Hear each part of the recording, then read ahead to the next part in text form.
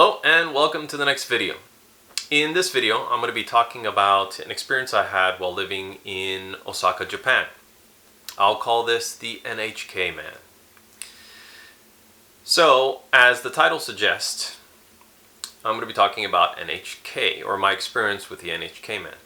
Now, before I get into that, I'm sure there's a lot of people who are wondering, who or what is NHK? Well, NHK is an acronym for a public broadcaster in Japan. If you're from the US, then the equivalent would be like a PBS, where they have a lot of, public programming of special interests, where maybe they follow people in different industries, they have news, they have different shows, and a lot of documentaries for the most part, and news mostly, but they have some interesting programming. And this is something that's available to you in Japan, and I've even seen it here in the US on a lot of streaming apps and platforms. And some of the content's pretty good, I have to admit. I must admit.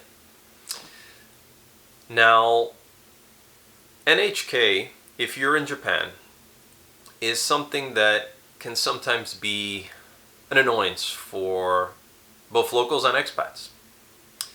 Why do I say that? Well, like I said, it's a public broadcast channel, much like PBS here.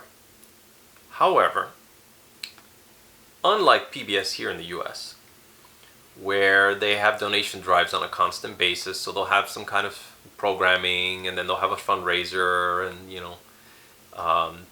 they'll give out gifts in some cases if you donate certain levels of money and so on.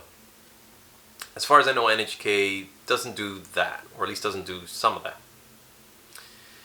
Instead, what they do is they will go to people's homes, knock on their door, and say, hey, I'm the NHK representative, and we have this channel with all this programming, and you live here, so you need to pay us X amount of money. And in some cases it could be pretty high amount of money. I've heard as high as a few $100s a month, which is crazy. So basically they're telling you, hey, we've got this free programming, but you need to pay for it. And for the most part, Japanese people will just pay it. Now, without getting into too many details, you don't have to. You can do your own research and look up the laws, but you're not obligated to pay that. And before I had gone to Japan, I mentioned in prior videos how I did a lot of research, or I looked at a lot of videos, looked at blogs, saw a lot of J-vlogs, contacted a few people who I knew who lived there, or had lived there, just to get a feel of what it was like there. And NHK was one of those things that every so often gets brought up. And how some people would get a knock on their door, and this person would say, hey, you need to pay, and they're like, no, and they're like, well, you have a TV, or you live here, that's the rule, and or they'd mark their door if they wouldn't pay, saying, hey, this person needs to pay, and so on. Kind of ridiculous if you think about it. It's very mafia style, I'll say that, the way they go about collecting that money. Anyhow,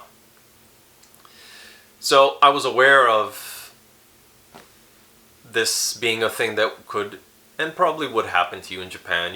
One day you get a knock on your door from the NHK man trying to, get you to pay for something you're not legally obliged to pay for. So when I had moved into my apartment in Japan and had it furnished, one of the things I avoided getting, for a variety of reasons, although the NHK man visit was one reason, was a TV. In part because I had a laptop, and a lot of my TV, and even to a degree now, is YouTube. For better or worse. And so when I was in Japan, I go, you know what, I don't need to buy a separate electronic device to watch TV or movies. I can just watch stuff on my laptop. Easy enough. I can stream. I've got some movies on my hard drive. If I want to play a DVD, I can get an external DVD player for my laptop and watch whatever I want. And I'm in Japan. I should go out and explore and take pictures and do stuff. I don't just sit home all day. And that's how it was. Anyhow, I don't remember when it happened. I'm going to guess at least a few months in, because I do remember I had most of my furnishings in and AC and all that in my place. And I remember it was my day off. And I got a knock on the door. And I go, I wonder who that could be. Go over to the door, into the little landing, which is like a little sunken area where people take off their shoes and whatnot by the door before you come in. Look through the peephole. I see there's this Japanese gentleman in kind of casual business attire with clipboard and a bag. Open the door, say yes. He notices I'm an expat, and I guess, that initial, shock, I guess, sits in. And he didn't speak any English.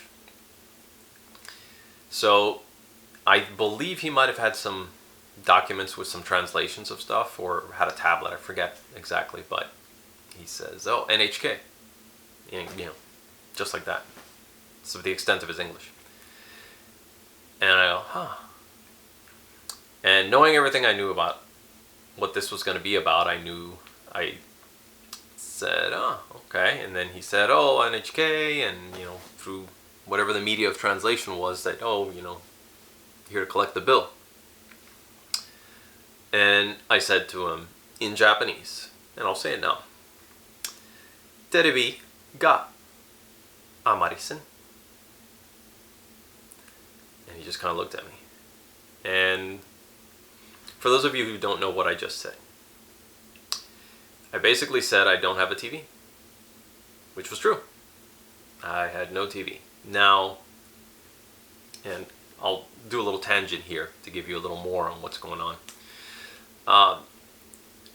From what I've read and heard, if you don't have a TV, there's no way that you can watch NHK. In which case, they can't really bill you for something you can't have access to. Even though they technically can't bill you, period, but it is what it is. So that wasn't, like I said, that was another reason why I didn't have a TV, is because I knew I'd get this visit, and I can easily say, you can't charge me because I have no way of watching what you're putting out there. Now, I have heard some people say that they will say, well, you have a smartphone, don't you? Or you have a laptop, you can watch it there. In which case I would have just said, I don't watch it. And prove that I watch it. However, in this case, the gentleman just kind of looked shocked that I spoke Japanese and that I said I don't have a TV. And I, took a step back away from the door, gestured with my arm. I had the, like the landing area where I had a sliding, traditional kind of Japanese sliding door, so I slid it open and it opens up to the living area. And I had a couch and a table, and my laptop was on. I think I had my laptop away at that point, but I just had a little tiny coffee table and a couch. I said, look. So he takes a step forward, looks in, just sees my little breakfast table, sees my couch and my, empty coffee table, and he said, okay, and left, and that was the end of it. And never saw him again. I checked my door after he left to see if he marked it saying, hey, this guy's not paying for this service that we're freely providing, but charging everyone anyway. And that was the end of it. I never saw him again. I never got a bill. So that was the NHK man visit that I had in Osaka, Japan. I'll see you guys in the next video.